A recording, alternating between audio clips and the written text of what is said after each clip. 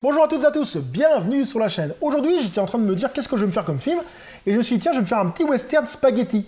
Ça fait longtemps que je me suis fait ce genre de petit film, alors bien sûr, je voulais pas m'orienter vers un classique de chez classique, parce que je les ai quasiment tous vus, les classiques. Je me suis dit tiens, je vais m'orienter plutôt vers quelque chose que je ne connais pas, ou que j'ai entendu parler sans vraiment le connaître. Et donc je me suis dit, je vais me faire Les 4 mercenaires d'El Paso. Film dont j'en ai entendu parler, mais que je n'ai jamais vu. Et donc, avec, comment il s'appelait déjà lui? Lee Van Cleef. Donc Lee Van Cleef. Pour ceux qui se rappellent, Lee Van Cleef, c'est celui-là qui joue dans Le Bon, la Boutre et le Truand. Il joue le truand. Et j'adore cet acteur, hein, Lee Van Cleef. Il a fait quelques western spaghetti après ce Bon, la Boutre et le Truand, ou avant même d'ailleurs. Et j'en ai pas vu beaucoup. Il y a...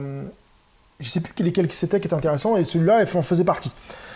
Donc, alors c'est un pays, c'est la France qui produit ça. J'étais assez étonné parce que souvent les westerns de cette époque, 71, c'était des westerns faits par les Italiens. Et là, c'est un pays de production France, donc ça m'a un peu étonné. On va lire un peu de quoi ça parle.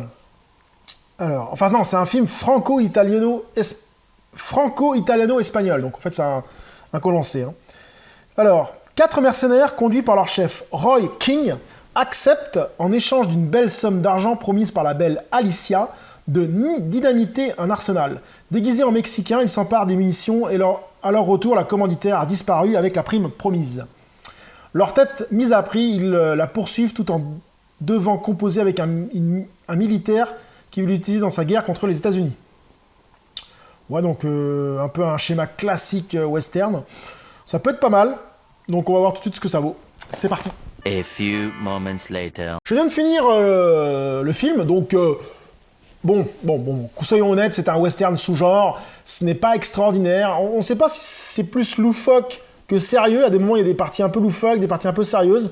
Je savais pas trop comment prendre le western, parce que soit on a un western de style Trinita, un peu loufoque, complètement, voilà, ou soit on a les westerns plus crédibles comme Clint Eastwood, Le Bon, la Boutre et le Truand, ou inversement.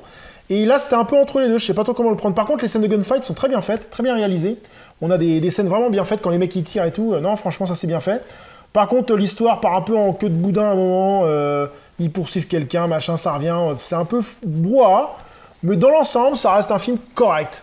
Après, si je devais vous conseiller un western, est-ce que je vous conseillerais celui-là? Pas sûr. Il y a beaucoup de westerns bien avant qui valent plus le coup, hein, comme des Winchester 73, L'Homme au Colt d'Or, les Clint Eastwood, bien sûr, qui sont vraiment au-dessus de ça. Donc, Lee Van Cleef, je pense qu'il a fait même mieux que ça, que ce genre de film. Alors, est-ce que je peux vous conseiller, si vous ne le connaissez pas? Oui, on passe un bon moment à voir ce film. Par contre, si vous voulez faire un western et vous faire waouh, western, vaut mieux Une tête dans l'Ouest, Le Bon, la Boutre et le Truand, Pour une poignée de dollars. J'en cite, il y en a tellement. Voilà. Donc, sur ce, je vous dis à très sur la chaîne. Salut.